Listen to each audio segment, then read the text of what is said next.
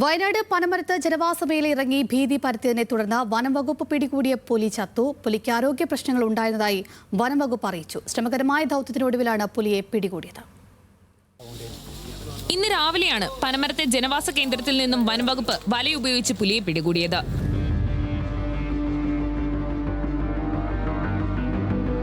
തുടർന്ന് പുലിയെ കുപ്പാടി മൃഗപരിചരണ കേന്ദ്രത്തിലെത്തി പരിശോധിച്ചപ്പോഴാണ് പുലി ചത്തതായി സ്ഥിരീകരിച്ചത്.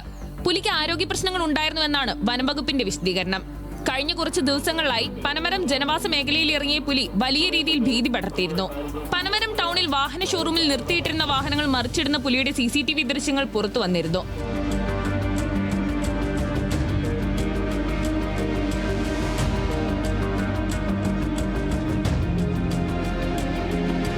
രണ്ടു ദിവസം മുമ്പ് കമ്പളക്കാട് പുലിക്കുന്നിനെ കണ്ട് പുലി തന്നെയാണ് പനമരം ഓടക്കൊല്ലിയിൽ ഇപ്പം ഇന്ന് എത്തിയിരിക്കുന്നതെന്ന് മനസ്സിലാക്കാൻ കഴിയുന്നത്. ഈ പുലി 2 ദിവസമായി ചുണ്ടക്കുന്ന്, കണിയാമറ്റ, വില്ലുമുക്ക്, വാടാച്ചാൽ, കരിമുമ്മൽ എന്നീ പ്രദേശങ്ങളിലാണ് ഇപ്പം ഓടക്കൊല്ലി എത്തിയിരിക്കുന്നത്. ജനവാസ മേഖലയിൽ ഇറങ്ങിയ പുലി നേരത്തെ ഒരു പശുവിനെയും ഇന്ന് പുലർച്ചെ പ്രദേശവാസിയായി വാസുദേവൻ നായരുടെ 3 ആടുകളെയും കൊന്നിരുന്നു.